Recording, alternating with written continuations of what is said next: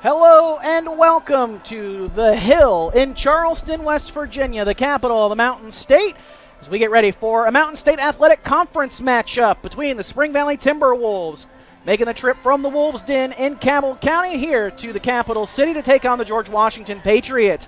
The Timberwolves are 3-4 on the season. The Patriots 4-3. Both teams come into tonight's matchup on a 3-game win streak. The Patriots have won 4 of their last 5. With their 4-3 record coming into tonight's matchup, the Timberwolves started out the year 0-4 en route to this 3-game win streak, but both of these teams have played tough competition to start the season, facing off against Cabell Midland, Huntington, and Hurricane. 3 teams picked to finish in the top 3 of the Mountain State Athletic Conference. 3 teams also favored to win the state championship this year, and both of those teams with playing those 3 games in addition to the Timberwolves taking on Jefferson, the Patriots taking on Ashland Paul Blazer out of Kentucky. As you see, the Patriots run onto the field here at Steve Edwards Senior Field. GW trying to make it 4 in a row, and the home field has been very kind to the Patriots the last couple of games, winning by a combined 175-7 in the last 2 home games, outscoring their opponents by a total of 197-18 over the last 3 games on this win streak for GW. The Timberwolves coming off of back-to-back shutouts with a bye week split in the middle there. 63-0 win against South Charleston, and then a 62-0 win last week here in Charleston against Capital. Adam Rogers, Will Vance, our Media Center crew, happy to have you along with us here on the Hill for another Football Friday night. Will, it's week 9 of the regular season, just 2 more weeks left here in this regular season campaign, and it's playoff push for both of these teams. This is a game that means a lot in terms of the standings. The Patriots come into tonight's matchup number 12 in Class AAA. Spring Valley just on the outside of playoff contention as they make their way over across to the far side of the field now. Number 17 for the Timberwolves. But, again, this is a very good Spring Valley team and a very good GW team that's played up and down competition throughout the year. They're going to get a chance to see what they're both made out of tonight with a playoff push here on the line. And both teams have fan bases that are pretty used to having their playoff seat pretty well in hand by this point in the year. Both teams in the playoffs last year, but both teams really, as you said, here in this playoff push, will find out really what they've got to work with. Like you said, Spring Valley starting off with that really tough competition, but getting their 3 wins against kind of the bottom dwellers, the basement dwellers of the conference, and kind of similar thing with George Washington. George Washington, however, having those big wins against Hurricane and Parkersburg, but every game gets more important as you go down the stretch for these teams that are looking about the bottom half of the 16-team conference field or playoff field. So big go a big step towards solidifying that, and also just finding out what type of team you have. Both these teams, like we said, struggled against top competition for the most part. Dominated the teams that are supposed to dominate, and now here you have 2 teams which are fairly evenly matched in a conference that has so much spread of talent in it. So it'll be a good measuring stick to see where they're really at after, like you said, playing up and down competition most of this year. Patriots tonight out in the gray jerseys this evening with the burgundy numbers and the white outline on those with the burgundy pants. The Timberwolves, a visiting team, over on that far sideline out in the white jerseys with the blue numbers, the powder blue pants for the Timberwolves. Captains out there for the Patriots and the Timberwolves for the coin toss. It's been a chilly and wet evening so far across much of the Mountain State. Rain has cleared out here in Charleston as of right now, though, and should definitely help with both teams' passing attacks, but Patriots has won the toss and will defer for the second half.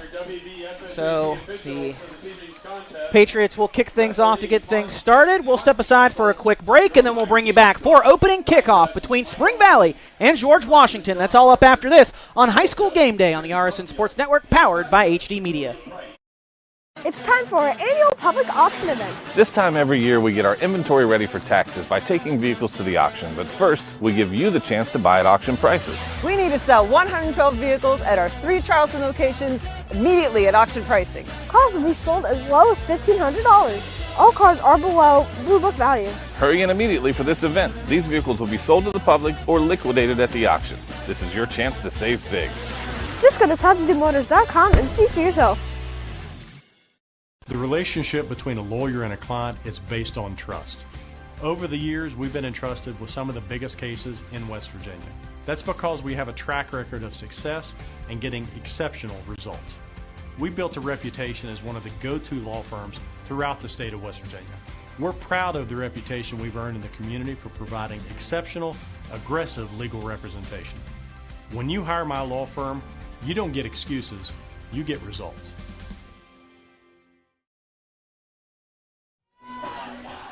"12 minutes on the clock as we get ready to start this Week 9 matchup in a Mountain State Athletic Conference game between the Spring Valley Timberwolves and the George Washington Patriots. Timberwolves 3-4 on the season. Patriots 4-3.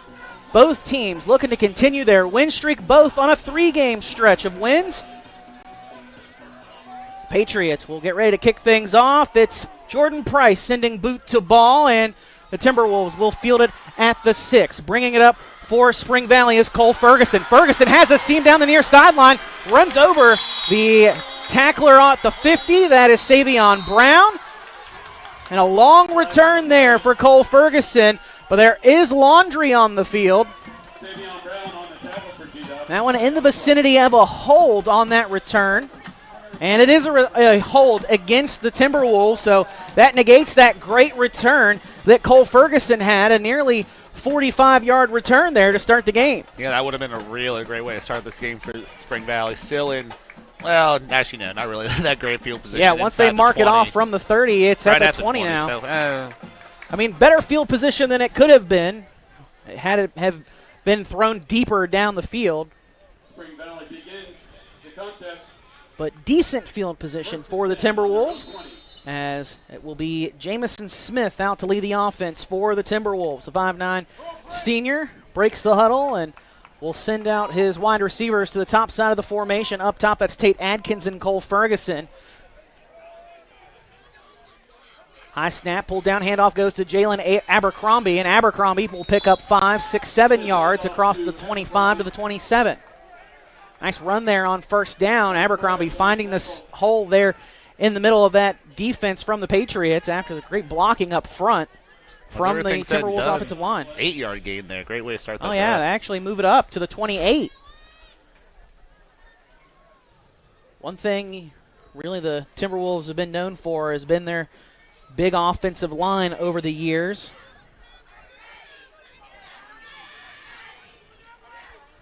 Love to run the football. Typically was a wing T offense. They're doing this out of the shotgun as Smith will run up to the 30-yard line. It's enough for a first down, a 2-yard pickup for the quarterback there on that read option. So 1st and 10 for the Timberwolves. Smith runs over to the sideline to get the play call, and now he'll run back to the huddle.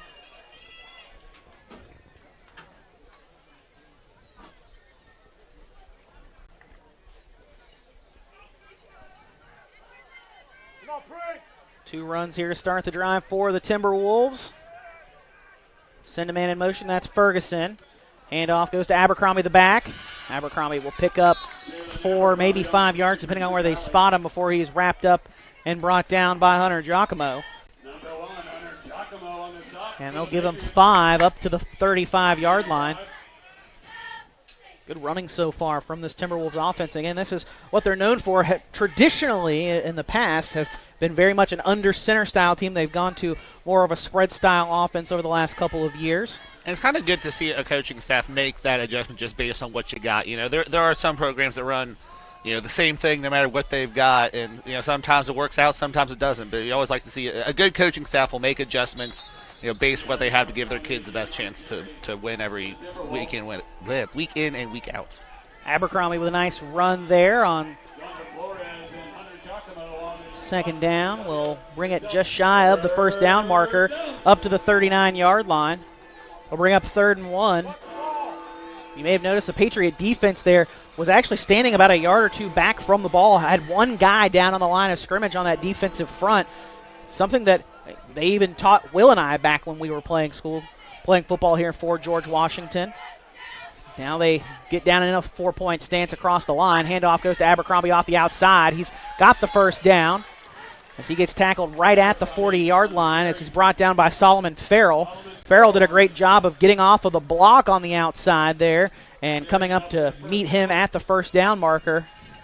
Abercrombie does move the sticks, but Farrell did give up a potentially bigger play.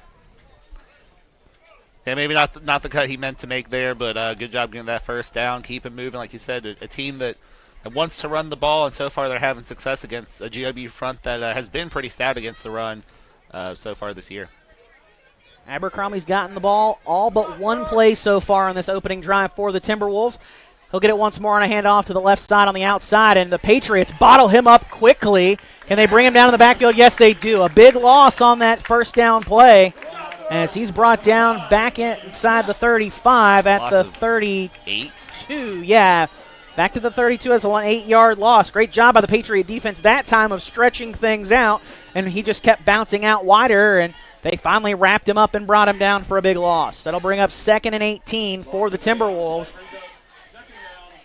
Might finally see Spring Valley put it in the air here on this opening drive.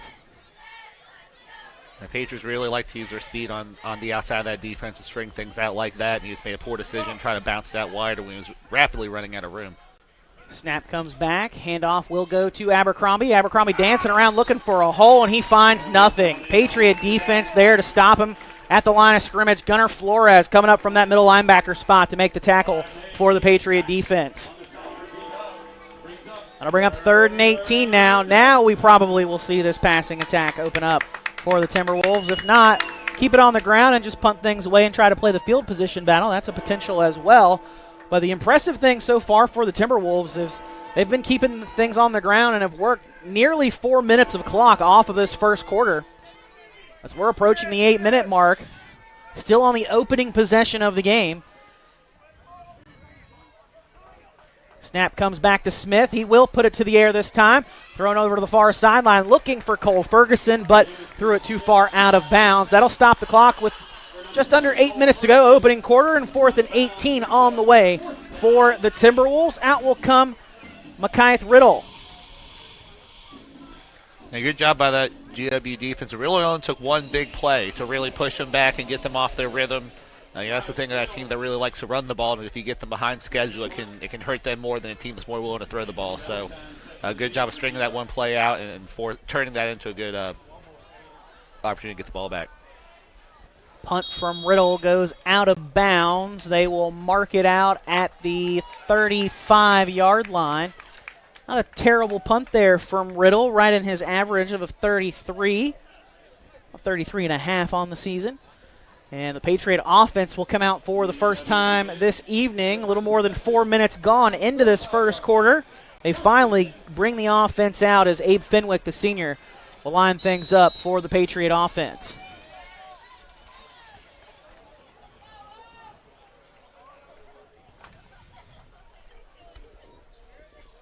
Patriots bunching things up a bit. Now a flip sides of the formation. Fenwick in the shotgun. We'll toss to Valentine. Valentine is going to have a short gain. Picks up maybe 3 if he's lucky with some extra effort there on the lunge forward. They're going to give him 3. That'll bring up 2nd down and 7. An interesting play formation there for the Patriots that time. First time we've seen that from GW this year. And a team that's just so deep at the running back position. It's just interesting to see how they try to get all their guys involved in different ways too. You've got Valentine, you've got Sack, and then Savion Brown finally getting going after an injury. So it's a lot of talented guys are trying to figure out the best way to get them the ball. 2nd and 7 on the way for GW. Man in motion is Valentine. Handoff goes to Sack, the tailback, and Sack is going to be stopped at the line of scrimmage, and coming up to make that tackle is Logan Harris. Garrett Wagner on the stop for the Timberwolves. I'll bring up third. Actually, they're going to give him a yard, so it'll bring up 3rd down and 6. Giacomo will split out to the top of the formation. Trips come to the near side. That will be Bryson Sowers, the junior, lined up on the outside, the bottom of the formation. Then Keegan Sack, and then Gunnar Flores. Valentine in the backfield with Fenwick in the shotgun. Fenwick surveys the field, throws across the middle, and that's intercepted at the Spring Valley 47-yard line. The Timberwolves come away with the interception. Coming up with the pick there for the Timberwolves is Cole Ferguson. And obviously that pass impacted by the pressure he was under, got hit in the leg rise. He let that one go, but tough end of the first drive for the Patriots, and given Spring Valley excellent field position, better than they had when they had to punt on their first drive. 1st and 10 for the Timberwolves to start their second drive, and they'll go under center to start this drive. Man in motion is Abercrombie. Handoff goes to the fullback, and he is stopped for no gain there. Cameron Purdue is met by Aiden Ellis, the big nose tackle for the Patriots. That'll bring up 2nd and 10 for the Timberwolves offense.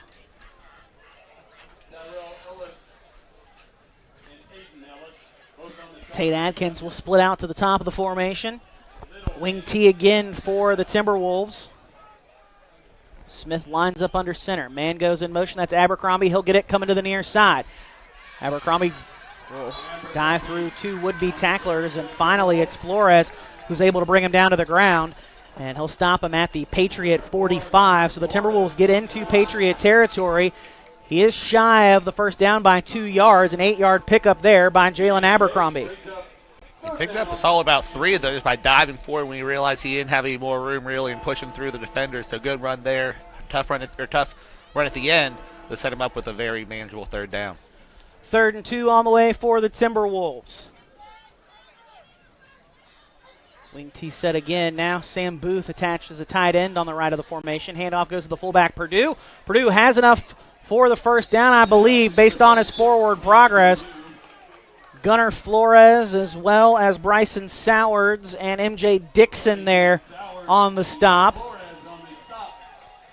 And it is a first down. Needed 2 yards, picked up just enough on that fullback dive for Cameron Purdue. One of 2 fullbacks that the Timberwolves will rotate throughout in the contest. You'll also see number 22, Miguel Kane, line up at fullback as well. That's a very important first down to let them really establish inside Patriot territory, first team across into the other team's territory so far in this game. Just the 3rd possession of this opening quarter, 4.5 and this opening quarter of play. Excuse me. Handoff goes there to Garrick McFeely, and he goes nowhere. No gain on that play. McFeely normally wears number 21, switching to 17 for tonight's matchup.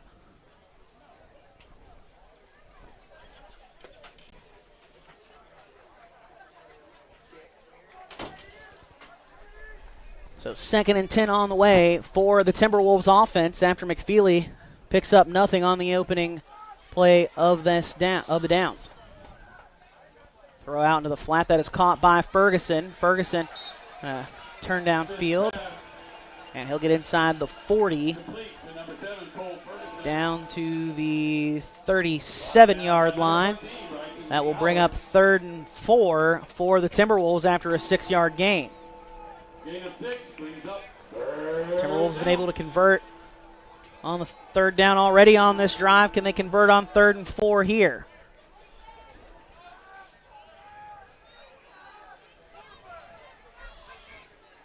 Smith tosses to the back, and he's going to be stopped shy of the first down. Braden Booth getting that toss there, and he will pick up 2 yards down to the 35-yard line. It'll bring up 4th and 2 for the Timberwolves.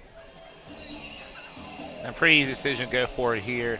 Amari picked up a 3rd and 2. 4th and 2 should be within range. I'm also impressed how many ball handlers they've already had. 5 guys rushing the ball so far for Spring Valley here in the first quarter alone. Certainly is something the Timberwolves are known for, is rotating ball carriers. Smith under center, trying to go the hard count and draw the Patriots offside.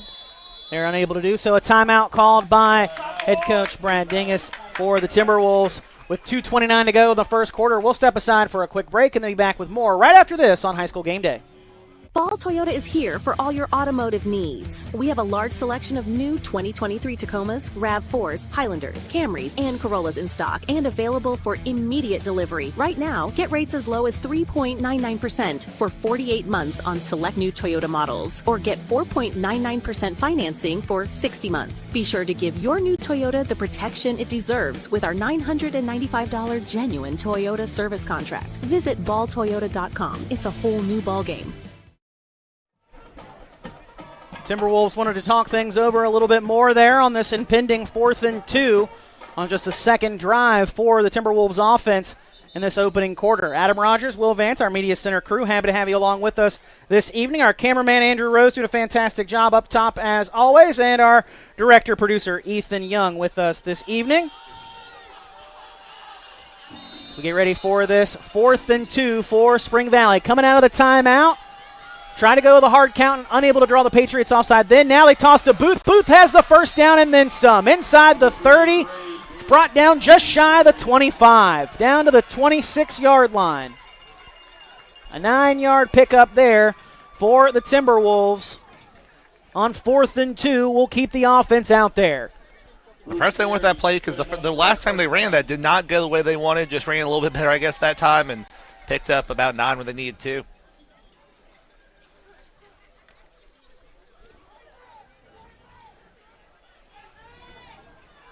So 1st and 10 now for the Timberwolves from the Patriot 26.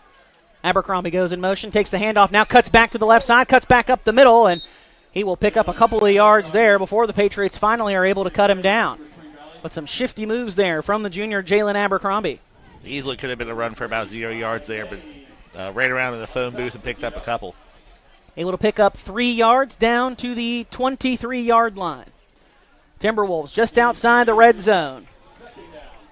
So far, Abercrombie, 8 carries for 21 yards. That does include that big 8-yard loss, which really throws his stats off, but running fairly effectively here in the first quarter. Abercrombie in motion, fake the handoff to him. Smith keeps it himself. He's brought down at about the 20-yard line by a host of Patriot defenders. Hunter Giacomo, as well as Clyde May, helping make the stop for the Patriots, as they'll spot it down inside the 20 at the 19-yard line. It'll bring up 3rd and short for the Timberwolves. In a scoreless first quarter, Timberwolves trying to get on the board first. Less than 60 seconds in this opening quarter. Smith lines up under center. Hands off to Abercrombie, the back. Abercrombie breaks forward the sideline and gets out of bounds at about the 15-yard line. That is enough for the first down for Spring Valley. So they'll spot him out at the 15. A nice run there again by Jalen Abercrombie, using a burst of speed to get toward that sideline and pick up a first down. 1st and 10 from the 15 for the Timberwolves. Just 2 passes so far in these first 2 drives for Spring Valley. And as tempting as it is to maybe try to throw in a pass, here when they might not be expecting it, I don't expect to see them throw it unless they get in trouble here in the red zone. Hand off to the fullback Purdue, and Purdue will pick up 3 or 4 yards. As Gunnar Flores, Aiden Ellis, as well as Hunter Giacomo wrap him up to bring him down after a gain of just a few yards. Down to the 13-yard line, the 12-yard line. They'll bring up 2nd down and 7. But that will come at the after the change in quarters. The Timberwolves going to let this first quarter clock expire, and we'll head to the other end of the field for the second quarter of play. Patriots turning it over on their opening possession.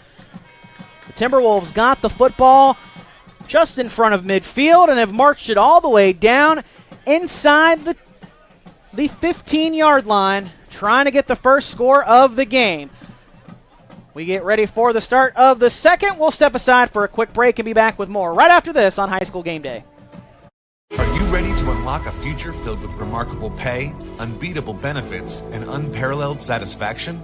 Imagine embarking on a journey that offers you a college-level education without the weight of debt, all while earning a steady income. Look no further than the West Virginia Building and Construction Trades Apprenticeship Programs.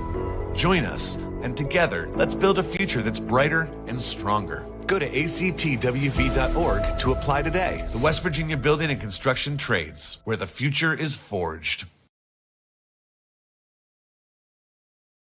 At Dutch Miller Jeep of South Charleston, we're the #1 Jeep dealer in the entire state of West Virginia because we believe in treating our customers like family.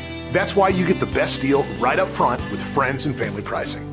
It's our way of saying thanks for allowing us to be a part of your community.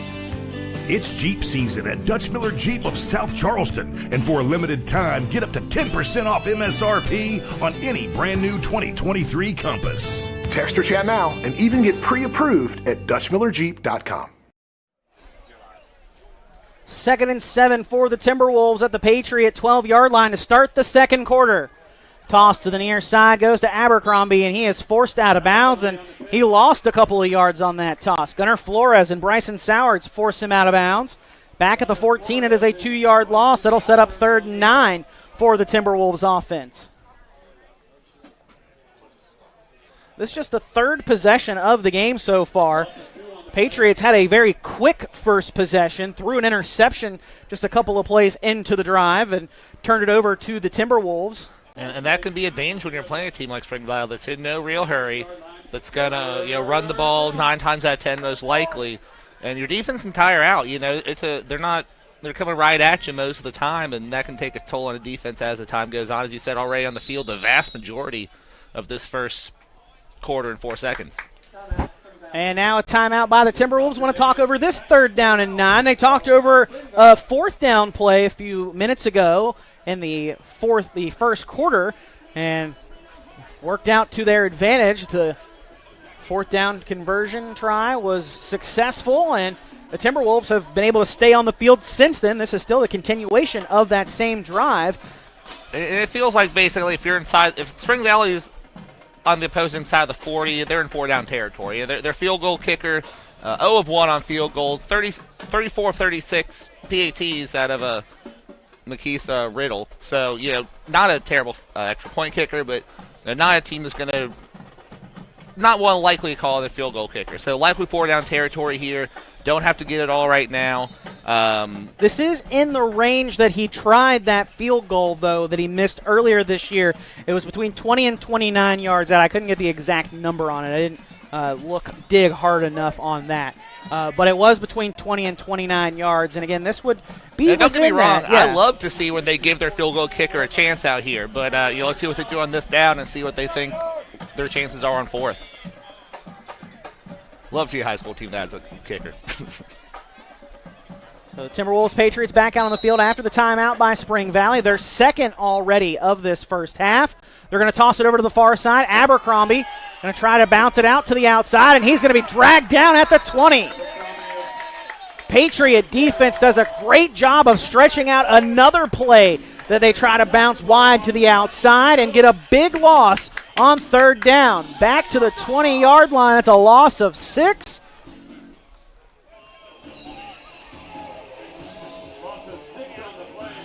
And now the Timberwolves will try a field goal here. Riddle lining things up. Ball spotted at the 26. It's a 36-yard try. Would give the Timberwolves the first lead of the game. Kick is up. It's high enough. It's long enough. It is no good. Just wide left. Patriot defense makes a stand and forces a missed field goal from the Spring Valley Timberwolves. Not quite a minute into the second quarter. We're still scoreless in this Mountain State Athletic Conference matchup. Yeah, this is a home crowd that's gotten pretty used to scoring here in the past couple of weeks. So a little bit jarring, but like we said, this is a game where two teams that have gotten their wins against objectively lesser competition. Now they're against another team that's roughly in their wheelhouse, and we're seeing them try to have to feel each other out. The Patriots finally back on offense here. Yeah, you want to talk about the Patriot fans here at home getting used to seeing scoring in the first half. The last 2 games, the Patriots have outscored their opponent at home 140-0 in the first half. So far, still scoreless in the first half of this one, though, as Anthony Valentine takes the opening handoff on this series for the Patriots up across the 25-yard line. A nice 5-yard pickup there for the back, Valentine, to start the drive. Valentine, one of those multi-use running backs we talked about a little bit with the Patriots. A great downfield runner and also a great receiver. 3 touches, 3 touchdowns last week against St. Albans. 19-yard touchdown run and 2 receptions for 124 yards combined for 2 touchdowns for Valentine, the senior tailback, who's now split out at the bottom of your screen there. Handoff goes to Keegan Sack, the tailback this time. Sack will pick up a couple of yards and come close to the first down after some extra effort there. Depends on ultimately where they spot him. And they're going to give him the 29-yard line, so a nice 4-yard pickup there for Sack. It'll bring up 3rd down and 1 for the Patriots. NGW turned it over on their opening possession. Abe Fenwick threw an interception across the middle of the field that was picked off by Cole Ferguson. And then, again, it's just the second time the Patriots have touched the ball, and as the play gets going, it's blown dead. A flag comes out. This should be against the Patriots. It is false start against Gunnar Flores, the Patriot tight end. That's tough because, I mean, it looked like they were ready to give it to their big back Valentine and just have him try to churn out that yard. Now, 3rd and 6, completely different, likely completely different call. So now 3rd and 6 for the Patriots. Ball back at the 24. Trips coming to the near side. From the bottom of your screen to the middle of the formation, it's Giacomo, Valentine, and Flores. And I believe that's Bryson Sauer. It's split up as the lone receiver to the top. Sack in the backfield. Fenwick drops back to throw, slings to the near side, trying to find Giacomo. He's got the catch and has the first down as he steps out of bounds about a yard or 2 in front of the 35. Give him the 33-yard line. A nice first down grab there for the Patriots. Hunter Giacomo. Giacomo had the most catches last week for the Patriots with 5. That's 63 yards and a touchdown to go along with those 5 grabs.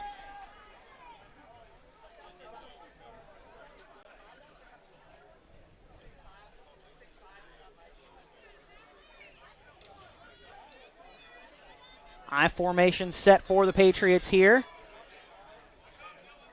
Handoff goes to Sack. Sack tried to bounce it outside. Now forced back in toward the middle of the field, and the Timberwolves swarm him like a pack. Stop him at the line of scrimmage for no gain. Great job by the Timberwolves defense there. Sack thought he had a seam to cut back inside, but the Timberwolves defense quickly cut that off.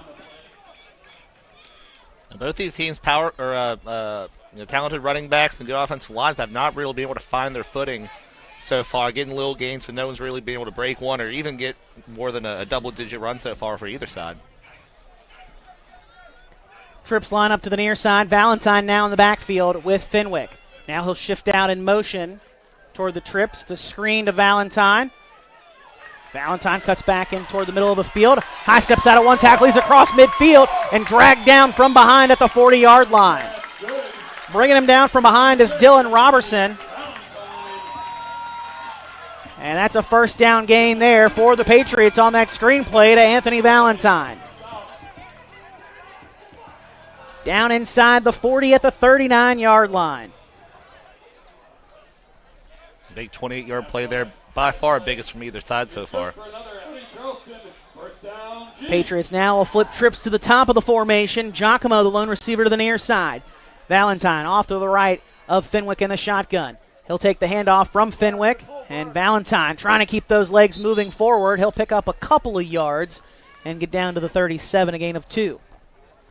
So far 4 touches for 38 yards from Valentine. Really the playmaker who's showing up so far for the Patriots, although haven't really gotten the air too often, only 3 pass attempts by Fenwick, 2 completions, and that opening interception that ended yeah. the first drive. Patriots looking over to the near sideline for the play call here on this 2nd down and 8. GW just getting into Timberwolf territory for the first time tonight. Which is the 2nd drive for GW. Again, that first one ending with the interception. Play action fake to Valentine. Fenwick under some pressure, able to escape it for a moment, and now he's going to tuck it and try to run with it, and he's going to take a sack on that. Loss back to the 40-yard line, and a 3-yard loss on that sack. Will bring up 3rd and 11. It looked like he was getting ready to, his downfield option was covered. It looked like he was trying to get ready to throw it away, but then I guess he thought he saw a crease that dried up on him real fast there. So would have been much more beneficial for the Patriots had Fenwick thrown it away, as it would have brought up 3rd and 7 instead of 3rd and 11 now after the 4-yard sack. At least he didn't give up a big-time sack. And he didn't fumble the football as well. Right. That's a key thing there as well. And before the play gets going, it's blown dead and a false start on the Patriots. That'll back them up 5, make it 3rd and 16. That's going to be called on Javon Davis, the sophomore left tackle. Try to get things started a little too quickly. Ball back at the Spring Valley 45 now. Only 2 penalties so far in this one, both on the Patriots, both false starts. Both on 3rd downs, actually, too. First one turned it from a 3rd and 1 to a 3rd and 6. Watching High School Gameday on the RSN Sports Network, powered by HD Media. Brought to you by Parmar Stores. If there's not a Parmar near you, there will be one soon. Patriots take the 3rd and long snap. Fenwick drops back to pass, throwing deep down the near side of the field, looking for Anthony Valentine, and it's just out of his reach. Valentine in double coverage there against Robertson and Logan Harris.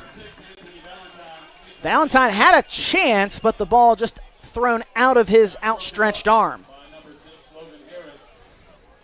Yeah, the Spring Valley has not done a great job covering this trips formation the Patriots are bringing to the short side of the field oftentimes. So it looked like Flores actually may have been the most open out of that pattern, but took a shot to the fantastic receiving back there and just couldn't quite haul it in. So Jordan Price out to punt things away for the Patriots. GW going to try to play some field position here on 4th and long. Price gets it away cleanly. And it is, unfortunately for the Patriots, going to go into the end zone and result in a touchback. Had just a bit too much on that kick from Jordan Price. 5:54 to go in this first half. Still scoreless between the Patriots and the Timberwolves. Don't forget to download the HD Media Plus app. You can watch all kinds of video content from HD Media, live streams such as our high school football broadcasts or high school baseball or basketball when we get into those seasons later on this academic year. Any video content through HD Media on the HD Media Plus app is absolutely free. It's available on all Apple, iOS, Android, Amazon Fire TV, and Roku devices. 1st and 10 from the 20. Handoff goes to the tailback Abercrombie. Or check that, actually that was Garrick McFeely. McFeely with the opening carry there. Picks up 3 yards up to the 23.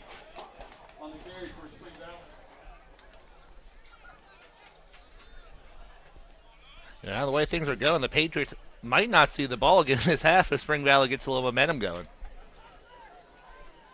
And the Timberwolves rotating quarterbacks around. Liam McGuire in at QB now, the junior. Sends McFeely in motion. He'll keep it himself. And he is met quickly by Hunter Giacomo. Maybe gains a yard. They are going to give him up to the 25. Liam McGuire on that carry that time. The quarterback changed as he replaced Jamison Smith for a play. McGuire actually is the team's 2nd leading rusher in terms of carries and yards. 37 carries coming into the night for 160 rushing yards, 2 touchdowns for him on the season as well. Abercrombie is the featured back primarily with 48 carries for 477 yards and 8 scores coming into tonight's game. 3rd and 5 on the way for the Timberwolves here, lined up in the I formation. Smith hands off to the back, and he is spun around, and I believe he's going to come up just shy of the first down.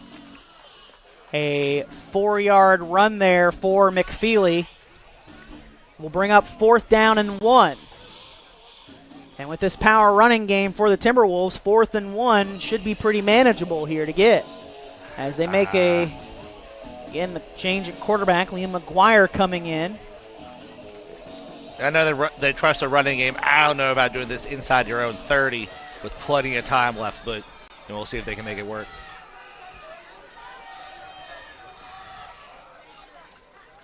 Toss comes to the near side, and it's a 1st down run on that toss sweep for Bray Booth. Booth needed 1, picked up 3, across to the 32-yard line. That's 2 4th down conversions now for the Timberwolves in this first half.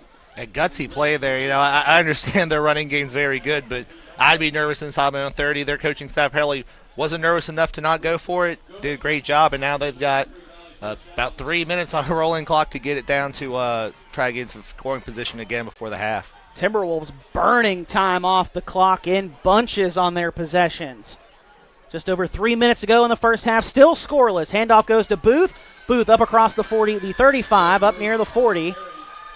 Nice 1st down run for Bray Booth. It's one of a handful of backs to carry the ball in this first half for the Timberwolves. They love to spread the football around at Spring Valley.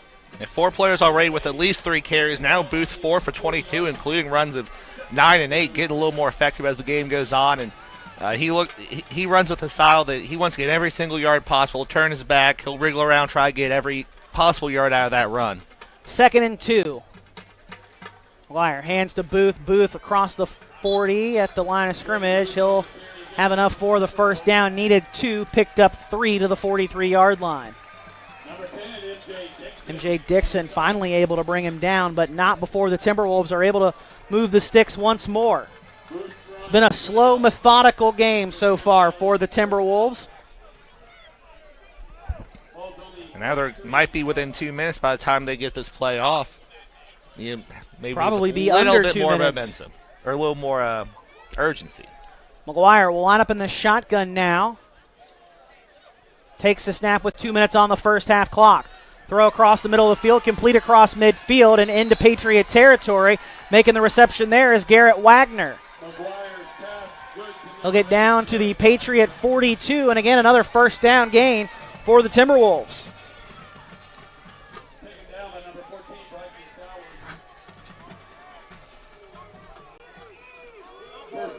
McGuire in the shotgun again, 2 receivers each side of the formation.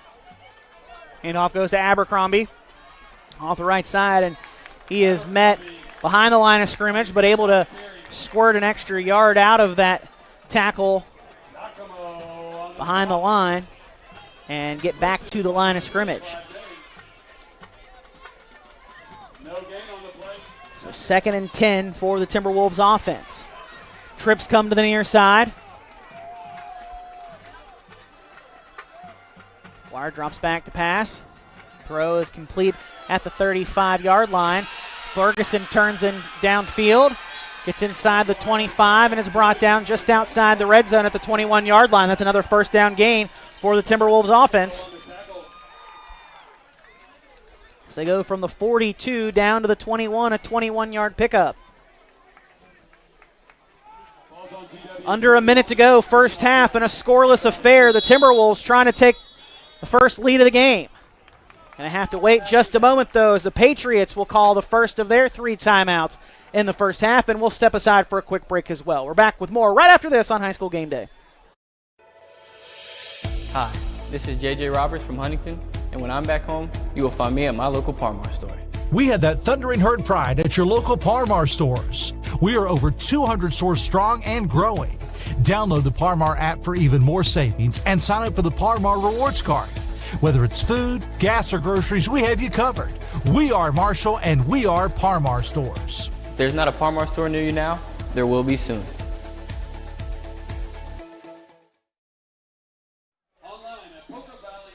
Saw there just a moment ago on our commercial from Parmar Stores. There's not a Parmar near you. There will be one soon. You saw J.J. Roberts from the Marshall Thundering Herd in that commercial there. We have great news to tell you. He is out of the hospital. Did sustain an injury last night in the Thundering Herd's loss to James Madison at Jones C. Edwards Stadium in Huntington last night. He is out of the hospital after that injury, so great news there. That's fantastic to hear. And hopefully he's able to recover quickly and join the rest of his Thundering Herd teammates for the rest of this season. But back in this one, less than a minute to go, first half. McGuire drops back to throw. Now he's going to escape out of the pocket. He's going to be forced out of bounds, close to the first down. Hunter Giacomo forces him out, about a couple of yards shy of the 10. And it's close to the first down, yeah. Gain of 9, so 2nd and 1 on that scramble by Liam McGuire. And importantly, he was able to get out of bounds. Yeah, stops that clock with 39 seconds to go. Going to preserve some time for his offense to try and score here before the end of the first half in a scoreless game. McGuire rolls out to his left, looking toward the end zone, throws, and it's going to come up short, trying to find Tate Adkins. It looks like his receivers weren't exactly sure where he was trying to go there. Atkins was probably the best option, though. Incompletion will bring up 3rd and 1. Clock stopped with 33 seconds to go. McGuire over on the sideline, getting the play call. And now he'll run back over to the huddle for the Timberwolves offense for this 3rd and 1 play on the way. The 3rd possession of the game for the Timberwolves. Trying to take the first lead of the game. McGuire takes the snap, going to keep it himself right up the middle, going to bounce it toward the left. He is going to be slung forward, still on his feet inside the 10 near the 5. He has the first down and then some as they will mark him down at the 6. 22 seconds to go, and the Timberwolves going to clock it. Stops the clock with 18 seconds, and he'll bring up 2nd and goal from the 6. Smart there for the Timberwolves. Only had one timeout left, so they want to preserve it should something go awry here in the next play or two. Give a chance for your field goal kicker, Riddle, to come out and try and hit a field goal. Missed earlier this evening from 36 yards out. Just the 2nd field goal try he's had all season long. The first one was from within that distance, between 20 and 29 yards. But 2nd and goal from the 6. 18 seconds to go, first half. Again, Timberwolves looking for the first score of the game. McGuire drops back to pass, throws a slant across the middle, and it's incomplete. Trying to find Gabe Dixon. Incompletion brings up 3rd and goal from the 6 now with 14 seconds to go on a stopped clock. Patriot defense trying to make a stand once again inside the red zone. Got one the last time they were there. That ultimately forced that 36-yard field goal try from Riddle, which he missed. Can they do it again here? And the Timberwolves have controlled the tempo of this game the entire first half and are trying to take the first lead. Wire takes the snap, keeps it himself right up the middle, and he's met by Aiden Ellis. Lost the football, but then able to regather it back. Aiden Ellis and Gunnar Flores came in to finish him off.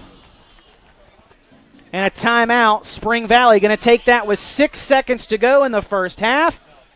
Their final timeout of the half. And that'll give them an opportunity to try for this field goal here. And that run may have been to try to put their field goal kicker where we'd like to be for this attempt. And we'll find out what the Timberwolves do here in just a moment. But imagine they'll kick for it and try to get the 3-point lead going into the locker rooms at half.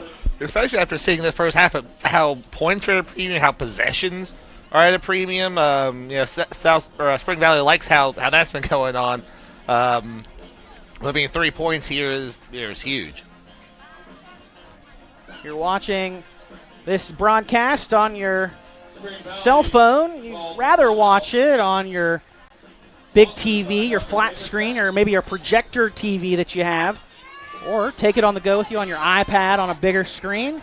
Just download the HD Media Plus app. It's totally free. Get access to all the video content HD Media has to offer live and produced content just by downloading the HD Media Plus app. So Riddle will come out for the field goal try. It is a 26-yard try. Almost dead center of the field. Kick is up, and it is good.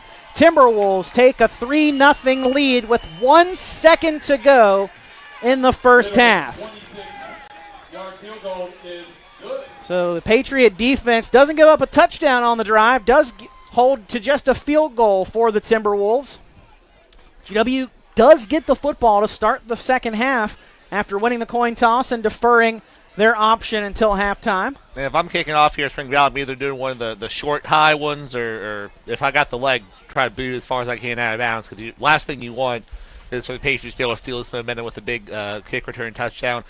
Not likely, but could always happen if you let them get their hands on it and make it a returnable kick. Well, Will, you may recall just last week, Savion Brown had a nice kickoff return for the Patriots, a 35-yard kickoff return that set GW up at the 50-yard line. A couple of plays later, the Patriots would go on to score on that drive, but a nice return by Savion Brown last week, just the one return that the Patriots had all last week. But just 1 second here. So not going to have the opportunity for the offense to come back out after this kick return. That is unless Riddle's kickoff goes out of bounds.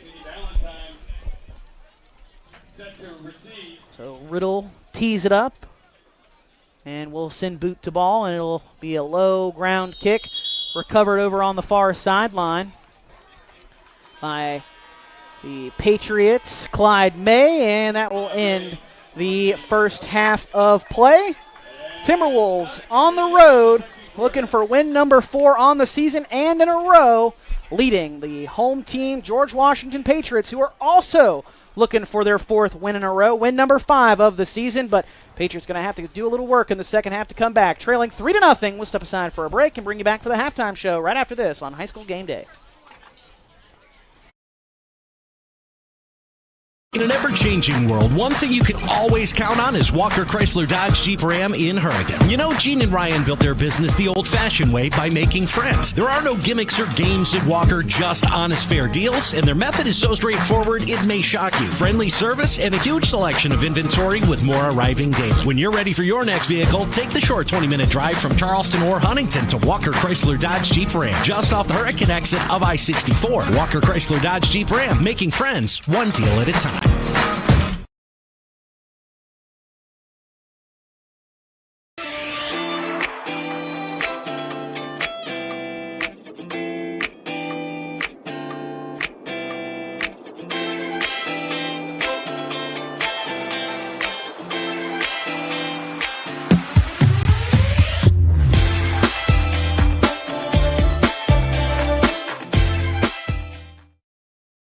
Serving the area one truck at a time for over 60 years. Mullen Plumbing, Heating, and Cooling is in your neighborhood each and every day, working to keep your family cool and comfortable. With the dog days of summer ahead and fall right around the corner, it's time to schedule your home HVAC system tune-up and preventive maintenance. Right now, we're offering 0% financing on a new Rheem home system and includes a 10-year worry-free warranty. Remember, Mullen Plumbing, Heating, and Cooling. Call or visit us online today to schedule your appointment at mullenplumbing.com.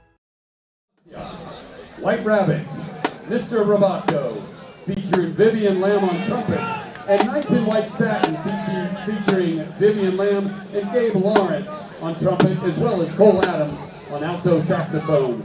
The band is led onto the field by drum major Kennedy Jean. The twirlers are Mia Bartoli and Caitlin Thompson. High command includes Cole Adams, Kennedy Jean, Elena Leoni, Vivian Lamb, Ted Toole, and Ethan Tyler. The band is under the direction of Mr. Bobby Jenks. Ladies and gentlemen, your George Washington Patriot Marching Band.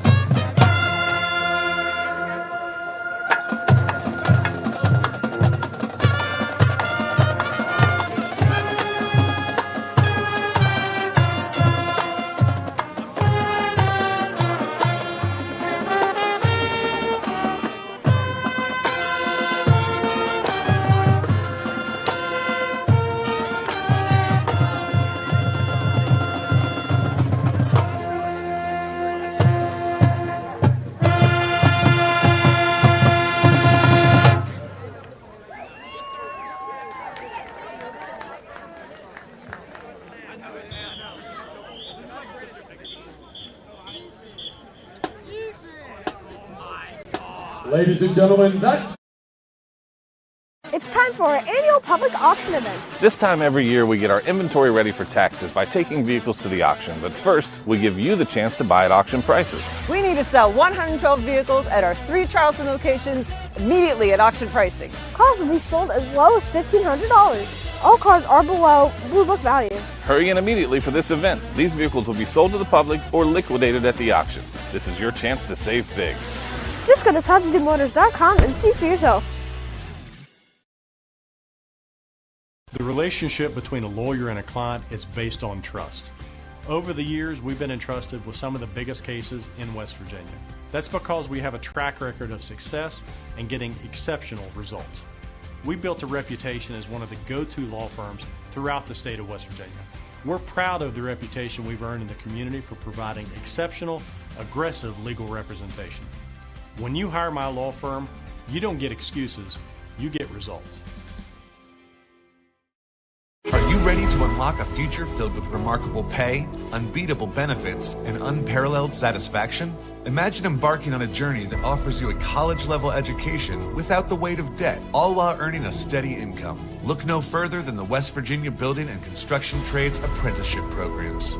Join us, and together, let's build a future that's brighter and stronger. Go to actwv.org to apply today. The West Virginia Building and Construction Trades, where the future is forged.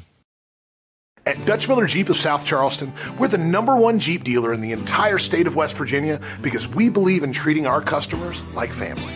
That's why you get the best deal right up front with friends and family pricing. It's our way of saying thanks for allowing us to be a part of your community. It's Jeep season at Dutch Miller Jeep of South Charleston, and for a limited time, get up to 10% off MSRP on any brand new 2023 Compass. Text or chat now and even get pre-approved at DutchMillerJeep.com. Hi, it's Tony Caridi. You know, our West Virginia military veterans are the last ones to ask for handouts, yet many of them are hungry. I invite you to watch a video that shows an amazing monthly program that helps feed our veterans in Beckley and Clarksburg. Huntington Bank and other partners would like to expand this program to other areas of our state, and we'd love for you to help. Watch the video at wvenriched.com. That's wvenriched.com. Hi, this is JJ Roberts from Huntington, and when I'm back home, you will find me at my local Par-Mar store. We had that thundering herd pride at your local Par-Mar stores. We are over 200 stores strong and growing. Download the Par-Mar app for even more savings and sign up for the Par-Mar rewards card. Whether it's food, gas, or groceries, we have you covered. We are Marshall and we are Par-Mar stores. If there's not a Par-Mar store near you now, there will be soon. In an ever-changing world, one thing you can always count on is Walker Chrysler Dodge Jeep Ram in Hurricane. You know, Gene and Ryan built their business the old-fashioned way by making friends. There are no gimmicks or games at Walker, just honest, fair deals, and their method is so straightforward it may shock you. Friendly service and a huge selection of inventory with more arriving daily. When you're ready for your next vehicle, take the short 20-minute drive from Charleston or Huntington to Walker Chrysler Dodge Jeep Ram, just off the Hurricane exit of I-64. Walker Chrysler Dodge Jeep Ram, making friends one deal at a time.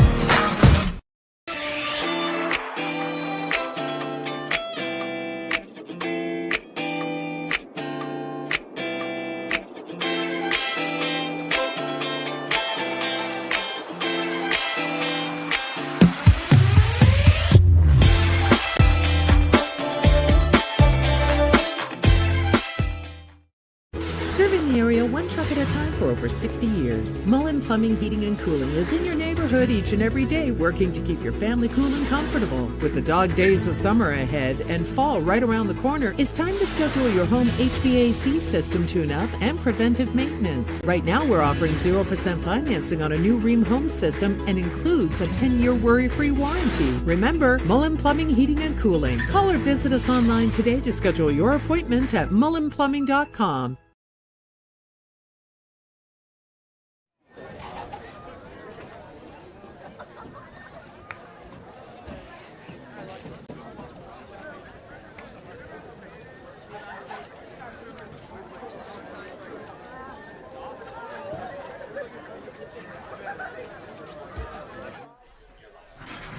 Taking a look there at Spring Valley's kicker, who hit a 26-yard field goal just before the end of the first half. Micaiah Riddle hitting that from 26 yards out. He missed a 36-yard field goal in the first half, but then made up for it there at the end of the half with the 26-yarder. The Timberwolves lead by that 26-yard field goal, 3-0. It's been a very, very slow-paced game here on the Hill in the first half between the George Washington Patriots and the Spring Valley Timberwolves. Patriots with just 11 plays run in the first half on offense. Timberwolves with 3 times that in the first half. 33 plays run by Spring Valley, leading to those 3 points. And, Will, the Patriots just weren't able to keep things going in the first half. They moved the ball twice, or picked up 2 first downs in the first half, but, I mean, the first drive almost immediately ended with an interception, just 2 plays into it. And then other than that, it's just been keep away pretty much for Spring Valley. They've been running the football very effectively tonight, picking up a couple of third downs, converting on 2 fourth downs in the first half. The Spring Valley game plan to keep the ball away from that Patriot high-flying offense has worked so far. And, it's a big difference between, coming into a game saying, we're going to dominate time of possession and keep the offense up the field. It's another to actually do it. They've been a fantastic job of actually keeping with what they're trying to do. Said going forward on fourth downs, try to keep possession, trusting their guys. Their running guys don't jump off the board at you. Booth is averaging 5 yards a carry so far, but overall not an especially high, yards per attempt or anything like that. But just grinding it, staying with it, trusting what they're doing, and so far it's working. And the Patriots trail the Timberwolves in this one at halftime, 3-0. Both teams looking to continue their win streak. Both teams at a 3-game stretch right now. The Patriots have won 4 of their last 5, with the loss there coming to the Huntington Highlanders. The Patriots and the Timberwolves started off the season, as we mentioned at the beginning of our broadcast this evening, with very similar schedules, taking on 3 of the same teams in their first 4 games in Cabell, Midland, Hurricane, and Huntington, and with the Patriots taking on Ashland Paul Blazer out of Kentucky, rather, and Spring Valley taking on Jefferson, and the the Patriots able to take one of those 4 games, or one of those 3 against the in-state teams anyway, the same similar opponents. Timberwolves unable to come away with those. Played a very close game against Cabell Midland, though, in those 3 games against those MSAC teams, as the Patriots knocked off Hurricane 17-14. The Timberwolves falling closely to Cabell Midland in the second game of the year, 28-20. And Spring Valley's schedule with those 4 losses, most of those games Timberwolves were in at a certain point or another, and just the youth really for Spring Valley showing early on in the season, unable to hold on, keep games closer than they ended up being, rather.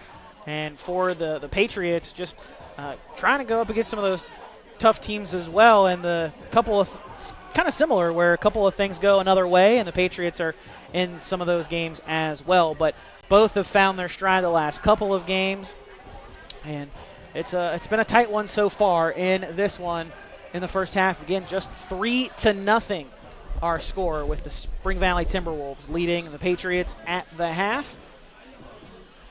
As we take a look in at midfield, the Patriots captain Gunnar Flores and the Timberwolves captain Jamison Smith out for the meeting at midfield there. The Patriots won the coin toss and elected to defer their choice until the second half, so they will start the second half with the football and try to get on the board for the first time tonight.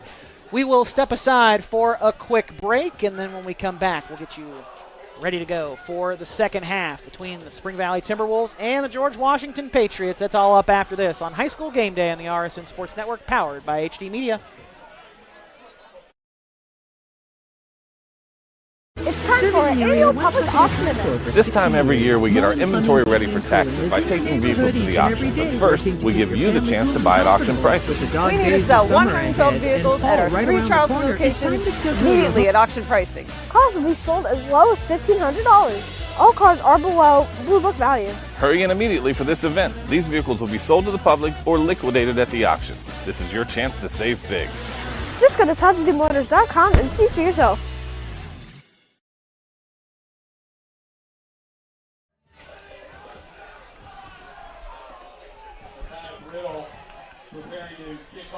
Riddle teeing things up as we get ready to start the second half of action between the Timberwolves and the Patriots. Adam Rogers, Will Vance, and our Media Center crew, happy to have you with us here this evening on High School Game Day on the RSN Sports Network, powered by HD Media. Of course, we are brought to you by Parmar Stores. If there's not a Parmar near you, there will be one soon. We'll have our Parmar Stores Player of the Game coming up for you later on in the fourth quarter. 12 minutes up on the board. Boot to ball, and we're underway here in the second half. Sack will return it from his own 6-yard line, right up the middle. Sack cuts back toward the far side of the field. He's across the midfield line, across the 40. A nice return for the Patriots to start off this second half, and that could be the spark the offense needs, Will. A nice return like that to start things off and give your offense great starting field position. A great return for Keegan Sack. Yeah, desperately needed there. Set them up well inside enemy territory, right about the 30, I believe. A little bit farther in than that. They're going to spot it at the 33. Still, 2/3 of the way there. Like you said, last week when they had a big kick return, they were able to convert into a touchdown a couple plays later. See if they can keep that momentum rolling. 63-yard return, I think, on that for Keegan Sack. Math's not always right, so don't trust me there, but a long return for him to start off this second half. Some trickery for the Patriots. A throwback to the near side. Comes to Sack. Sack breaks out of one tackle. Couldn't stay on his feet, though, but he does get down inside the 25-yard line. Nice play there for the Patriots to start off the drive. Trying to go with some misdirection. Actually, that is a first down. They'll spot him down at the 23. Needed 10, picked up 10 on first down. That completion, good enough for an Alley Charleston. First down, G. Sowers, the lone man up to the top of the formation. Valentine and Giacomo to the near side, and Flores just off the line of scrimmage, off the right tackle on the near side of the field. Sack in the backfield with Fenwick.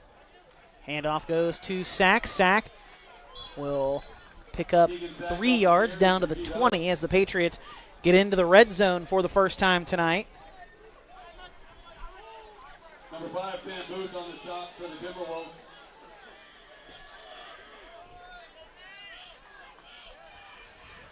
Sack going to split out wide now with Sowers. 3-yard gain, puts the ball. Valentine will line up in the backfield with Fenwick.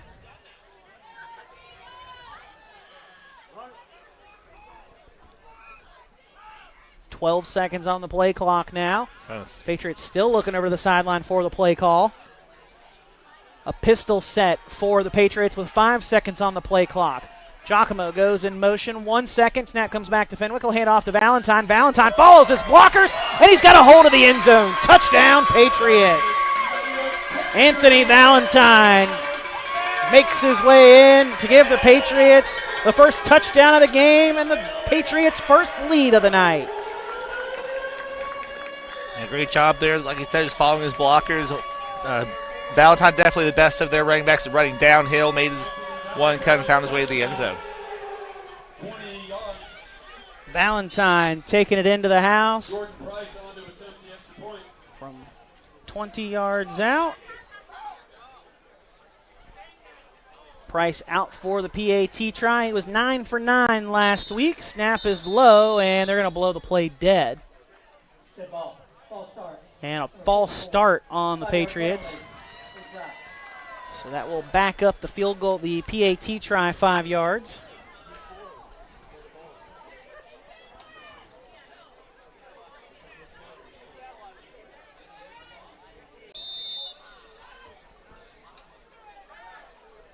Price will now set it up from the 15, a 25-yard point after try.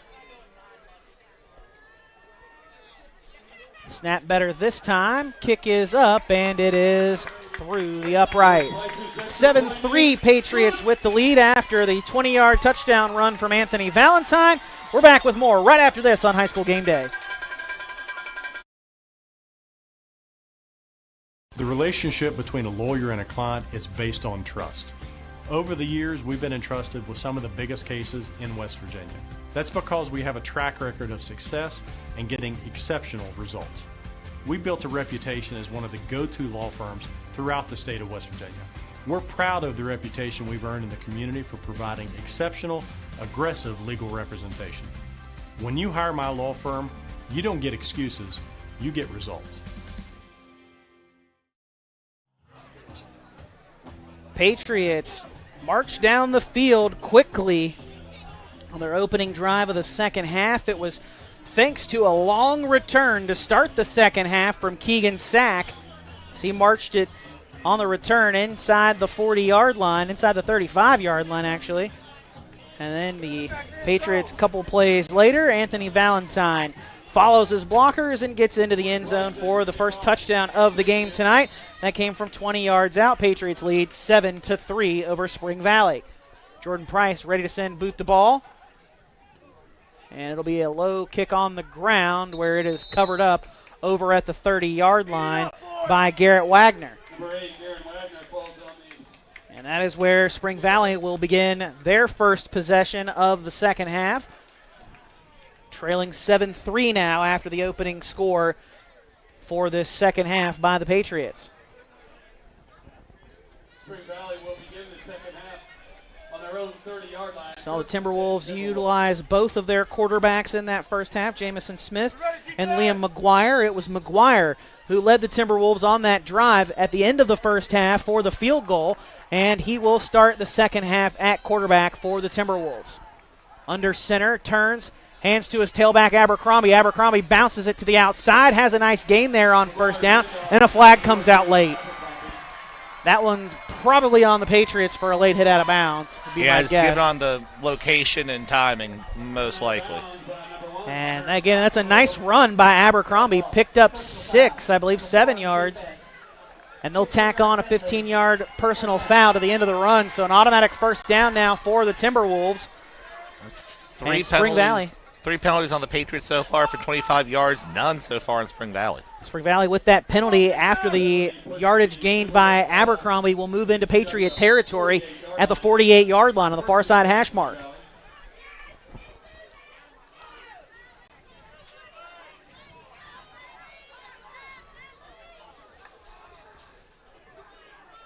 McGuire under center. Turns, hands to Abercrombie again, goes off the right side of the I formation, and he'll pick up maybe 4 yards, depending on where they mark him down. Got to the 45. Does he get down inside of it? It depends on the spot. Abercrombie so far 14 carries, 29 yards, so not a great average. He had a couple pretty big losses sprinkled in there loss of 8 and 6 along the way. So go ahead. Oh, so yeah, say both of those coming on third down for the Timberwolves as well. Patriots finally able to string out some runs from Abercrombie in that first half those 2 times.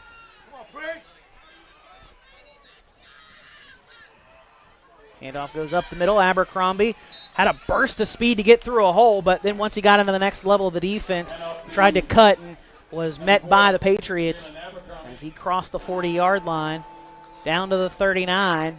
It'll bring up 3rd and 1.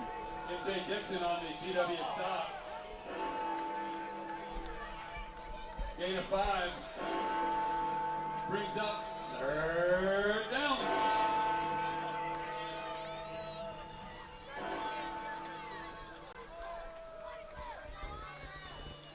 I formation for the Timberwolves. Wire hands to the big back up the middle. And he will have a first down run there. That was Garrick McFeely. McFeely gets down to the 37-yard line, and that is a pickup of 2 and a fresh first down for Spring Valley. And the Timberwolves have just been working time off the clock on their possessions. Nearly 2 minutes off the clock on this drive since the Patriots scored to start the second half. Ball is on the turf, and McGuire able to get back to it, but the Patriots are going to stop him for a loss on that, and getting back to him is Landon Bird, the junior. So that'll bring up 2nd and 12 now, back to the 39-yard line. And maybe a little bit lucky that came on first down, like you said a little bit ago. It seems like most of Spring Valley's big losses have come on 3rd downs. So here's 2nd and 12 on the way for the Timberwolves. Bray Booth lined up behind McGuire. Handoff goes to Booth, and he will dive forward to pick up some extra yardage, trying to avoid some Patriot tacklers. He will pick up 3, bring up 3rd and 9. Ball on the 36.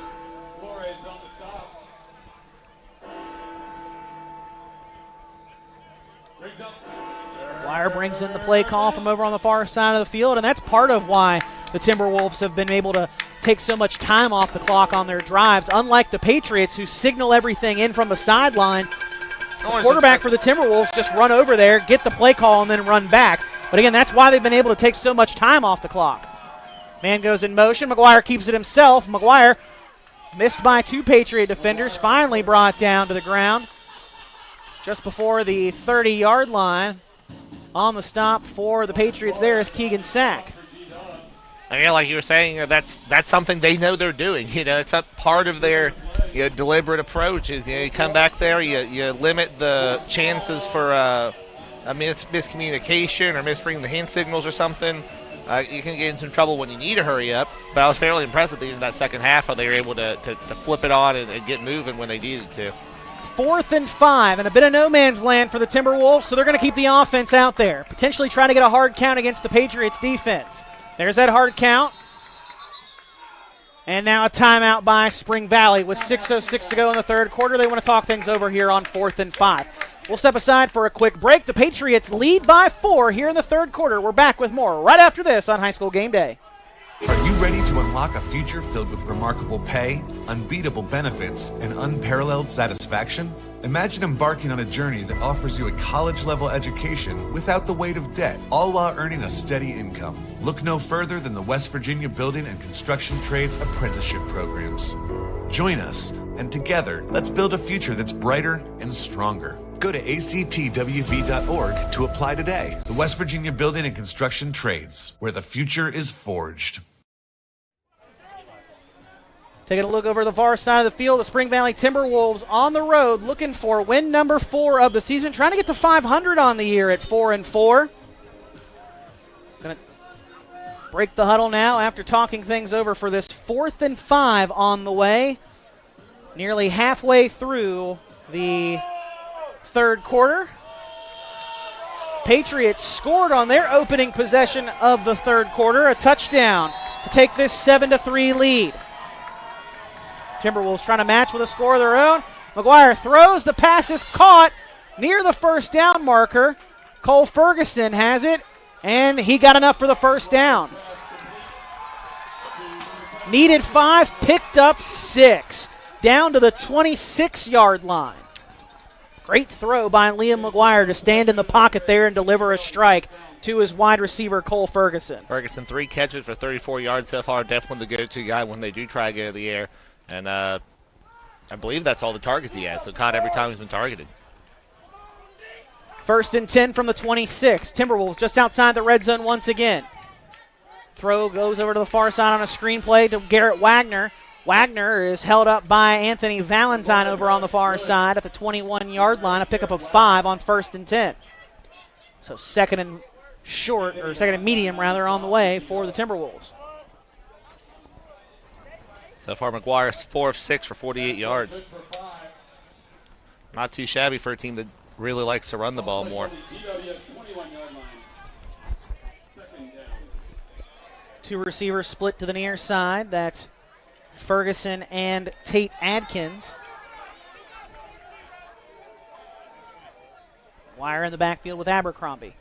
All right, drops back to throw, throws it out into the flat. That's caught by Ferguson at the 20. Ferguson turns downfield, rolls over a Patriot tackler. That's Savion Brown he bowls over and is forced out of bounds inside the 10. Nice catch there by Ferguson, and even better awareness after the catch to turn downfield and get inside the 10-yard line. Down to the 7. It's a 19-yard pickup there for the Timberwolves offense. And it'll make it first and goal from the 7 now. Timberwolves were unable to get a touchdown on the board the last time they were this close to the goal line. Had to settle for a field goal at the end of the first half. Trying to take back the lead here. Handoff goes to the fullback Booth, and Booth is going to be stopped inside the 5 down to the 4. It's a 3-yard gain on first and goal, so it'll bring up second and goal from the 4. Giacomo once again in on the tackle for the Patriot defense.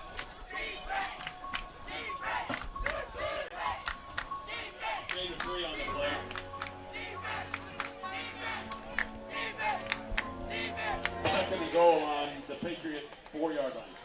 Two receivers to the near side. Sam Booth, the tight end on the right side of the formation. Handoff goes to Bray Booth. Booth going to be stopped short of the goal line there. Down to the 2, a 2-yard pickup, and that'll bring up third and goal from the 2.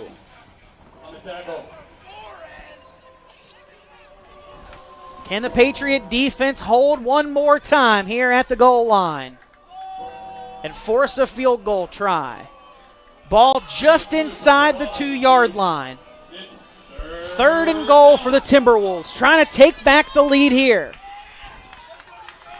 McGuire lines up under center, has Bray Booth behind him as his fullback. Turns, hands to Booth. Booth is stopped short of the goal line. A great job by Savion Brown. Comes up, makes the initial contact, and forces Booth low, and then he just falls just shy of the goal line at the 1. Yeah, great job there, especially when they had a pretty good idea what was coming. Now we'll see if they go ahead and go for it. Looks like they are. Fourth and goal from the 1 on the way for the Timberwolves. Again, trying to take back the lead. Under 3 minutes to go, third quarter. It's been a tight game all night. The Timberwolves have controlled the tempo all evening long. McGuire keeps it himself, and he's in. Initially looked like he might be potentially stopped behind the line of scrimmage, but the Patriot defense overplayed the quarterback run, and then he slipped right on by and into the end zone for the touchdown. McGuire's third rushing touchdown of the season, and the Timberwolves take a 2-point lead. PAT on the way to make it 3. Yeah, this is a deflating blow for the Patriots defense that played so well and really done such a good job a whole game. I mean, still playing a game left, but you know, if you look at Spring Valley's rushing totals, not necessarily it's how you expect when you look at the number of carries they've had. But, well, let's see what this is. And the PAT try blown dead. Flags coming from both sides. I believe I just saw one of the officials point it as an offsides toward the Patriots. See what the ruling on this is from our referee. Looking over at the Spring Valley sideline, so that would lead me to believe it is against the Patriots. Dead ball, encroachment on the defense. The penalty is refused. So they are going to decline the penalty and just re-kick it again anyway. Riddle trying for the PAT here in just a moment. Snap is back. Kick is up, and it is good. 10-7, Timberwolves with the lead. 2:38 to go in the third quarter. We're back with more right after this on High School Game Day. At Dutch Miller Jeep of South Charleston, we're the #1 Jeep dealer in the entire state of West Virginia because we believe in treating our customers like family.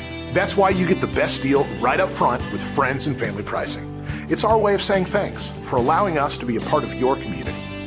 It's Jeep season at Dutch Miller Jeep of South Charleston, and for a limited time, get up to 10% off MSRP on any brand new 2023 Compass. Text or chat now and even get pre-approved at DutchMillerJeep.com. After just a field goal on the first 7 or 8 possessions in the first half, 2 possessions in the second half, 2 touchdowns, 1 for each side. The Timberwolves take back a 3-point lead over the Patriots after a 1-yard touchdown run by Liam McGuire on 4th and goal from the 1. He gives the Timberwolves back this 3-point lead. A high kick over on the far side is caught by Grant Aldridge, I believe, over on the 23-yard line. Yeah, that is Grant Aldridge for the Patriots.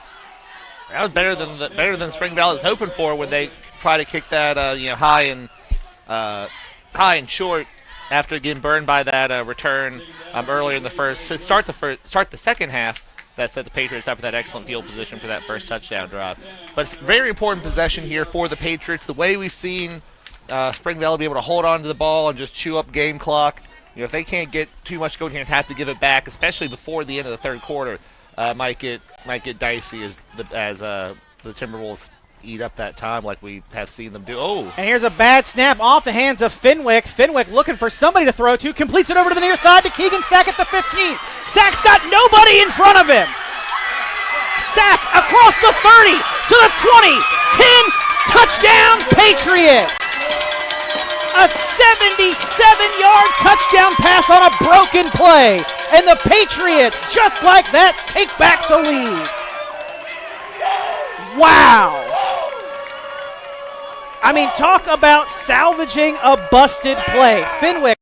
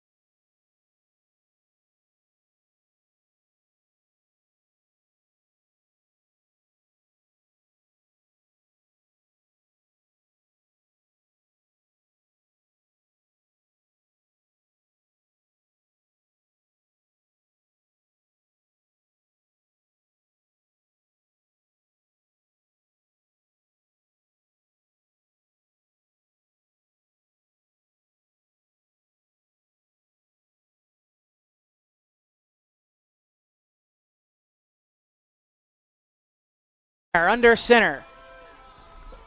Tosses to Booth to the near side. Booth cuts back up the middle, and he is cut down by Tyrell Ellis, well short of the goal line. He does pick up the 3 that they lost just a moment ago, though, and gets back down to the 3-yard line. Rather, the 4-yard line, so a pickup of 2. 4th and goal. Can the Patriot defense make a stand again?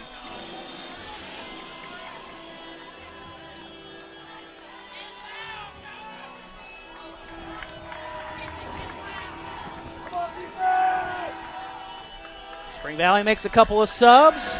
20 seconds to go on the game clock. They will have to snap it before the end of the third quarter. And before the play clock runs out, they take a timeout with 13 seconds to go. We'll step aside with the break in the action as well. 14-10, Patriots with the lead, but Timberwolves facing a 4th and goal when we come back right after this on High School Game Day. Hi, it's Tony Caridi. You know, our West Virginia military veterans are the last ones to ask for handouts, yet many of them are hungry. I invite you to watch a video that shows an amazing monthly program that helps feed our veterans in Beckley and Clarksburg. Huntington Bank and other partners would like to expand this program to other areas of our state, and we'd love for you to help. Watch the video at wvenriched.com. That's wvenriched.com.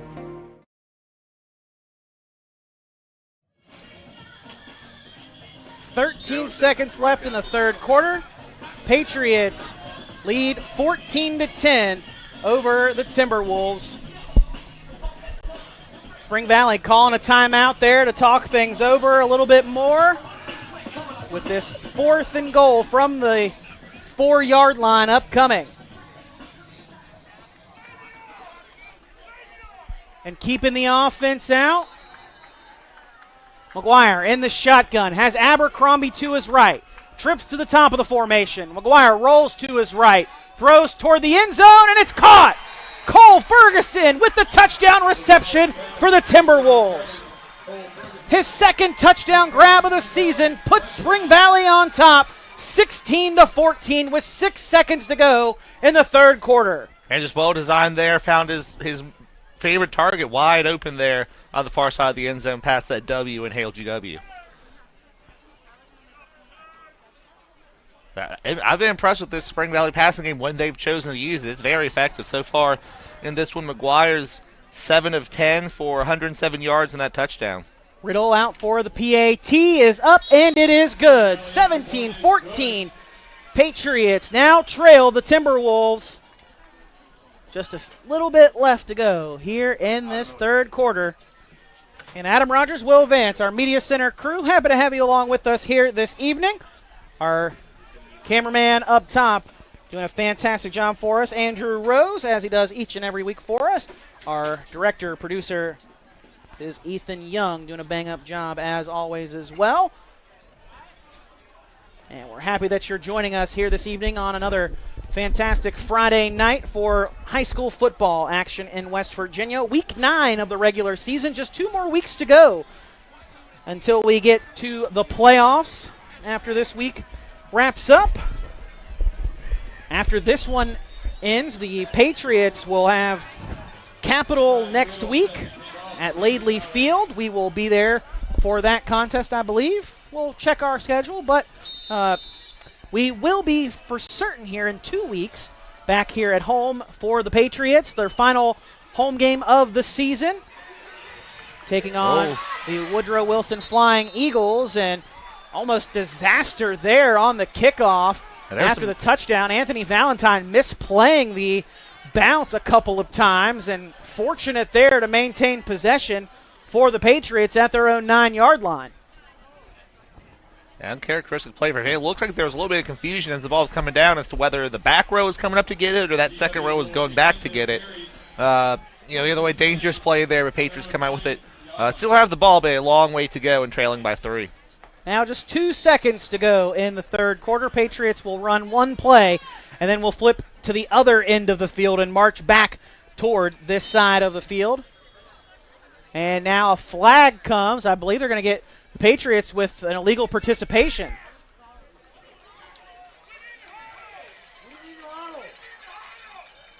Yeah, the Patriots getting called for an illegal participation. Hunter Giacomo running off the field there late, realizing that there were too many guys on the field for GW. The Patriots coaching staff trying to make the argument that they never huddled, so you can't actually break the huddle with too many people, because if you didn't huddle, you can't break the huddle with too many people.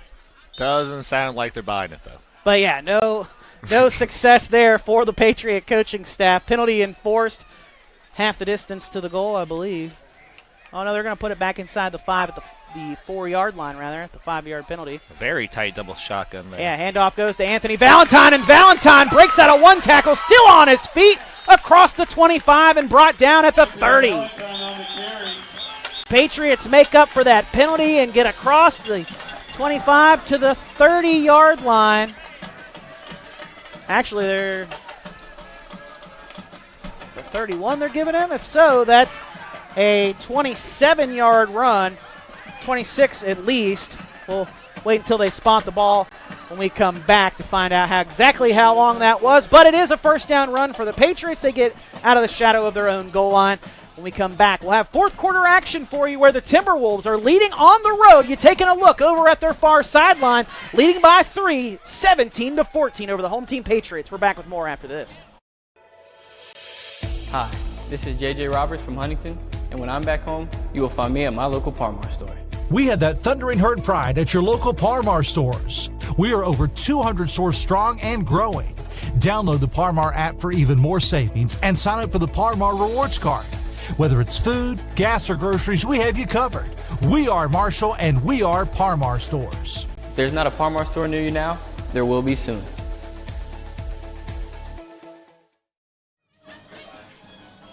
"12 minutes up on the board. We reset for the fourth and final quarter of action on the Hill in this Week 9 Mountain State Athletic Conference matchup between the Spring Valley Timberwolves and the George Washington Patriots. Thanks for joining us this evening on High School Game Day on the RSN Sports Network, powered by HD Media. The rain has died down since the early stages of tonight's contest, and the offenses have heated up in this second half after just 3 points combined in the first half of action between the Timberwolves and the Patriots. We've gotten 4 touchdowns in this second half. Both teams scoring on their first 2 possessions as the Patriots get a short 4-yard gain here after the change in quarter, after what was a 27-yard run by Anthony Valentine before the end of that quarter. Double barrel shotgun for the Patriots. Fenwick takes a snap, hands off to Sack. Sack will come off the near side. He's got some blockers in front of him. Sack breaks out of one tackle at the 45, and he's forced out of bounds near midfield. He'll actually get across into Timberwolf territory at the 48-yard line. That's another big first down gain for the Patriot offense.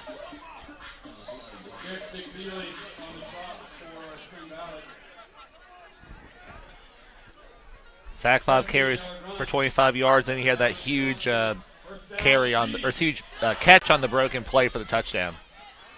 1st and 10 inside Timberwolf territory. Double barrel shotgun, handoff goes to Valentine this side off the right side. Valentine through the defense and into the second level across the 40, and he's brought down after another first down carry.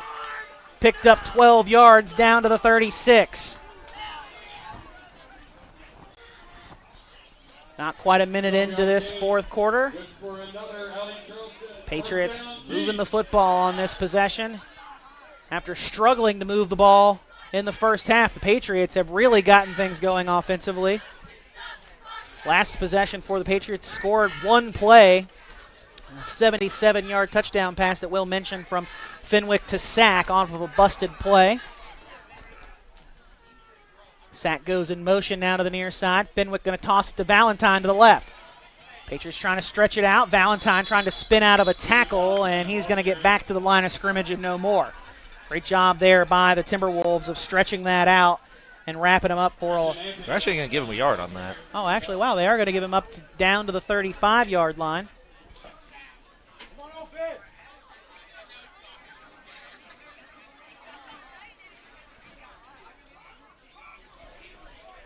So 2nd and 9 for the Patriots. And the Timberwolves going to jump offside. That will make it 2nd and 4 now for the Patriots. GW with 2 tight ends out there effectively, Gunnar Flores and Clyde May. That was the first accepted penalty on Spring Valley here just in the 4th quarter. So a clean game for them so far, and they still hold the lead, but a lot of time left to go. May attached to the line on the right. Flores just behind the right guard. Handoff goes to Valentine off the right side. Valentine breaks out of 1 tackle, and he's going to be down inside the 20. Another first down run for the Patriots. A 10-yard pickup there for Valentine. It seems like that first tackler can just never really bring down Valentine. Great big guy, great downhill runner, and those arm tackles just aren't cutting it. Patriots in the red zone now. 1st and 10 from the Spring Valley 20. GW trying to take back the lead here. It's been back and forth in this second half, with both teams scoring on their first 2 possessions to start the second half. And now the Patriots going to call a timeout, stop the clock with 9 minutes and change to go in the 4th quarter. We're just trying to take some more time off that clock probably there for talking things over what they want to do here inside the red zone. And Adam Rogers, Will Vance, our Media Center crew, happy to have you with us here on this Friday night in the capital city of West Virginia. Big thank you to Parmar Stores for sponsoring our broadcast tonight and every Friday night. If there's not a Parmar near you, there will be one soon. And for our Patriot fans, there will be one not too far from George Washington High School, just off of McCorkle Avenue, down there near the Southside Bridge. Once it gets going and gets up and running, that'll be a nice place to stop on your way here on the hill or just about anywhere for refreshments. If you're coming from downtown, at least. Yeah.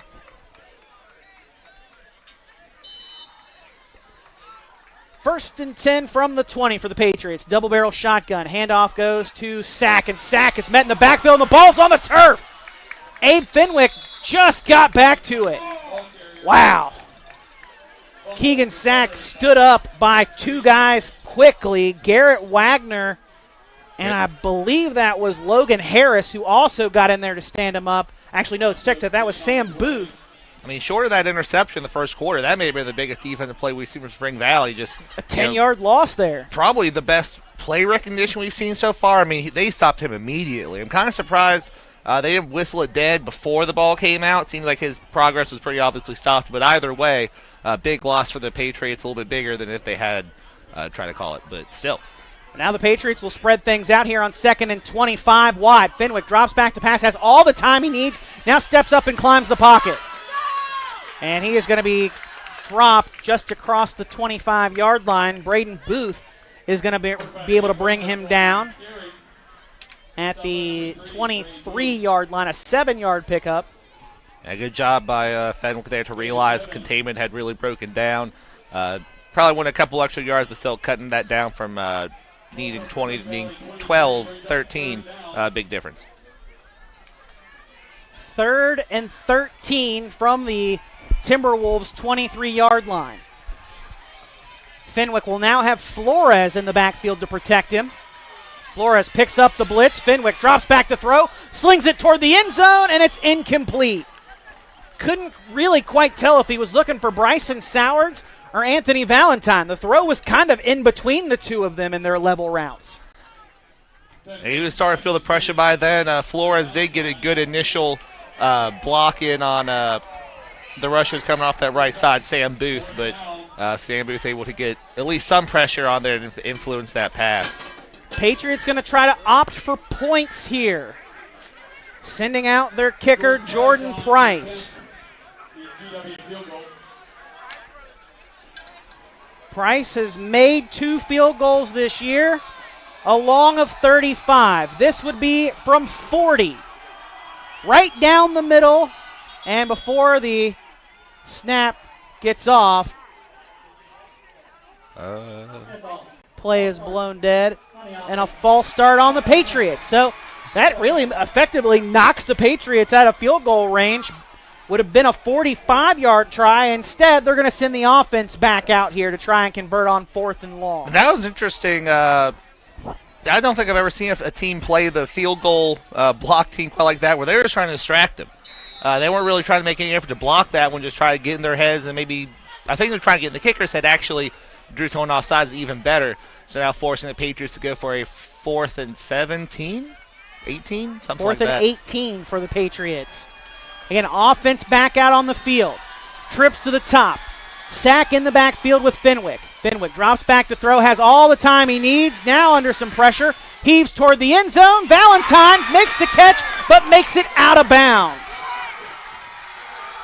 I thought he may have been able to get a toe down, but was right there on the line, and I think his tiptoes touched the white before that burgundy end zone.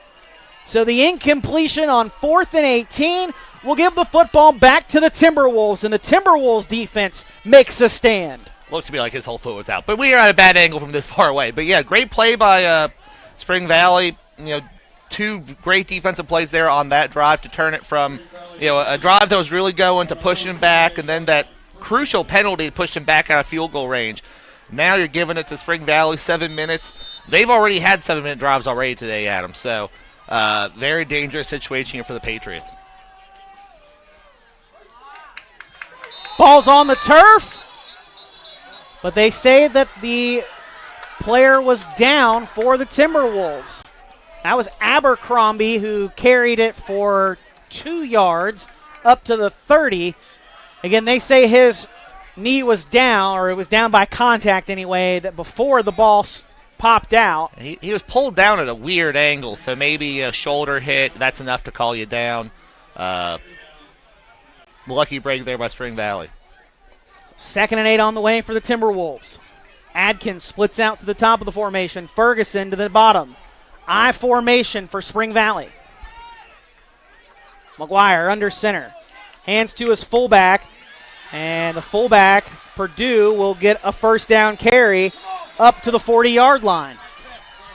10-yard run there by the fullback, Cameron Purdue, the sophomore. By far biggest runner from Purdue tonight so far. 4 carries, 15 yards, 10 of them coming right there. 1st and 10 from the 40-yard line for the Timberwolves. And the number of contributors on the Spring Valley offense is unreal. Abercrombie, Purdue, McFeely, Booth, McGuire, all at least 4 carries in this one. And then Ferguson out there, 6 carries for 83 yards and a touchdown, handling most of the receiving duties. So I'm pretty impressed with this offense. Might not be the most explosive you've ever seen, but they got 3 guys involved, and they're doing something right. McGuire under center, hands to Purdue. Purdue stopped after a few yards, and then will actually pick up an extra yard after keeping his legs moving there. 4-yard gain up to the 44-yard line. And not the tallest guy, maybe in fact the shortest guy of that offense, but got a lot of life in those legs and really likes to hit that hole hard. 5'8". He was jawing a little bit. Coach has called him, pulling him over, maybe calling him down just a little bit, but doing a fantastic job. That type of guy you want for this type of drive where you have to finish a game by grinding out those hard yards. 5 minutes to go in the 4th quarter. Timberwolves lead by a field goal, trying to keep the Patriot offense on the sideline for the rest of the game. Handoff goes up the middle, and he is stopped for no gain. I believe. And yes, that was Garrick McFeely with the carry. That will bring up 3rd and 6 for the Timberwolves offense. And we think they try to run it here to keep the clock moving or try to go to the passing game, which has been fairly successful for them. Yeah, the short passing game been very effective for the Timberwolves so far this evening. Picked up a couple of first downs on some short throws. McGuire so far 7 of 10 tonight. McGuire under center. Will keep it himself right up the middle. And he'll pick up 2, maybe 3 yards, depending on how generous of a spot they give him. Looks like it will just be 2 across the 45 to the 46. And the clock is going to keep running. Under 4 minutes now. The Timberwolves going to bring out their punt team slowly here. The punter was the last one on, so I was very confused on what they were doing just now. Especially since we still saw Liam McGuire standing out there. Their guy who's been leading the Timberwolves on these scoring drives here recently. Punt will go inside the 25, take a Timberwolf bounce and roll all the way inside the 15, down inside the 10. About the 7, maybe 8. Great what punt great punt by Riddle. Riddle having a great game for the Timberwolves this evening, kicking the football. Has had some nice kickoffs, has punted the ball well for Spring Valley, and missed his first field goal try, but made his second and has hit both of his PATs this evening.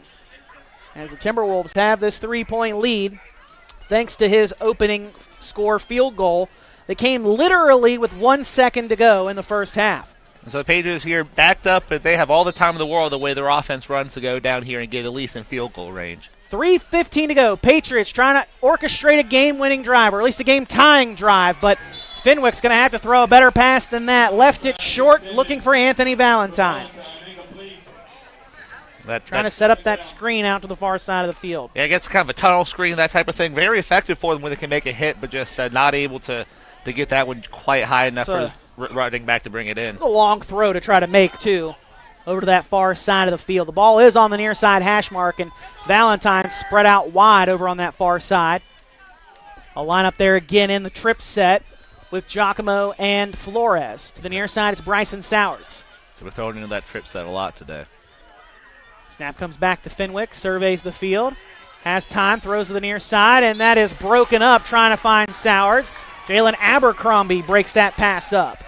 Clock stopped now with 3:04 to go, and that'll bring up 3rd and 10 for the Patriot offense. Fenwick's missed on his last 4 pass attempts. Timberwolf fans over on the far side trying to fire up their defense. 3rd and 10 for the Patriot offense at their own 8 on the way, down by 3. I don't think we mentioned those names yet, but good showing for folks who have to come all the way from the far side of Huntington to be here tonight. Especially on a chilly night here in the capital city. Fenwick in the shotgun, takes the snap on 3rd and 10. Standing in his own end zone, throws over to the far side, and that is caught to Anthony Valentine. Valentine, check that, incomplete. The official comes in and makes a late ruling and says he did not hang on to that football. The incompletion stops the clock with 2:55 to go in the 4th, and 4th and 10 on the way for the Patriots. Yeah, really no question here. Got to go for it. Got to try to throw for this one. Oh, I guess I'm wrong. My bad. I mean, if you don't convert, you're giving Spring Valley 1st and goal. Yeah, that's true. So punt it away and hope to play field position here. We still have 2 timeouts to work with. Just under 3 minutes to go. Price will get ready to kick it away from his own end zone, standing between the G and the W in the end zone. Timberwolves don't try to block. Patriot coverage gets down there quickly, and Savion Brown will down it at the 40 of the GW. So a 32-yard punt that time from Jordan Price. Not quite the field position you wanted to give Spring Valley. But now GW defense has to step up again. This second half they've really done a better job in the first. While they've been stopping, they were stopping the points better in the first half at least. But you're really stepping up and making some big plays here in the second to impact this game. But now they need a couple more. Defense has to have a stop here for the Patriots, trailing by 3 with under 3 minutes to go. 2:47 left in the 4th quarter. Timberwolves take over on offense at the GW 40-yard line. McGuire under center. Takes the snap, turns on, hands off to his tailback, Abercrombie. Abercrombie had to step over one of his teammates as he was making his run off the line of scrimmage. And he will pick up 3 yards down to the 36-yard line. 2 yards down to the 37, or 38 rather. I can't do math. Yeah, 2-yard pickup. 2nd and 8 on the way. They won't have to snap the ball until about the 2-minute mark. And again, the Timberwolves have been milking clock all game long. Will not see them rush here.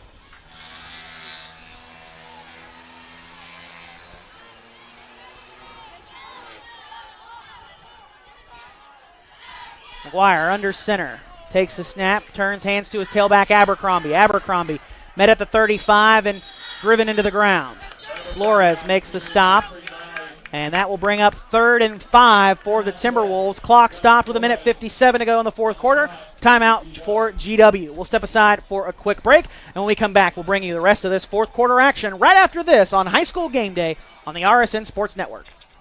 In an ever-changing world, one thing you can always count on is Walker Chrysler Dodge Jeep Ram in Hurricane. You know, Gene and Ryan built their business the old-fashioned way by making friends. There are no gimmicks or games at Walker, just honest, fair deals, and their method is so straightforward it may shock you. Friendly service and a huge selection of inventory with more arriving daily. When you're ready for your next vehicle, take the short 20-minute drive from Charleston or Huntington to Walker Chrysler Dodge Jeep Ram, just off the Hurricane exit of I-64. Walker Chrysler Dodge Jeep Ram, making friends one deal at a time. Less than 2 minutes in the fourth quarter in this Mountain State Athletic Conference matchup between the Spring Valley Timberwolves and the George Washington Patriots. This was a game where both teams were really going to get a chance to find out what they're made of.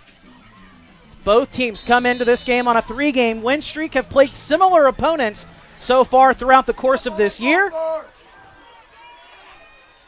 Patriots trying to lock themselves into a decent playoff spot. Timberwolves just trying to get into the playoffs. Number 17 coming into today's matchup. The handoff is almost bobbled, but McFeely's able to get it back. McFeely picks up a first down to the 25 after almost losing it on the handoff. Yeah, what a huge play there to keep the ball, get that first down, important first down, keep that clock moving. Patriots still have those 2 timeouts, but should be 1 timeout now. Oh, yeah, right. My bad. Our graphics a little slow this evening. But 1 timeout apiece for each side. Minute 30 on a rolling clock now. Timberwolves trying to work off the rest of this time and make it 4 wins in a row. And a flag comes here. A false start against the Timberwolves. So that'll back them up 1st and 15 now. And it does the Patriots a favor. Stops the clock with 1:16 to go. So it'll be 1st and 15 from the 29-yard line.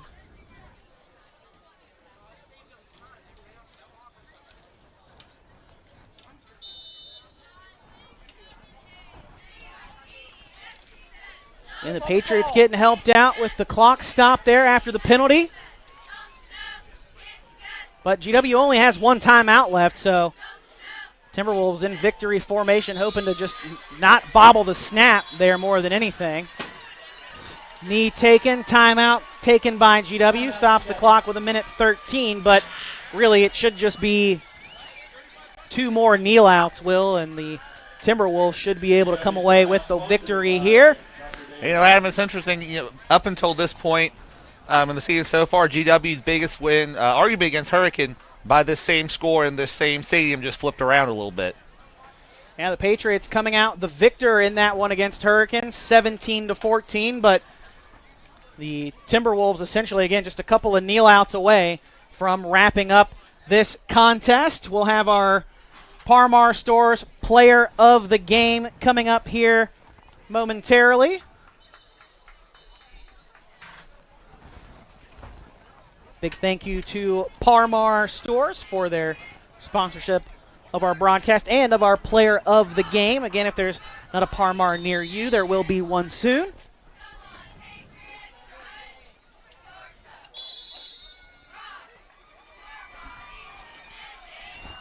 And the kneel out there, bring up 3rd down. Depending on when they start the clock. Should just be this 1 more kneel out, and then that should do it for the rest of this one. So, Will, I think it's time for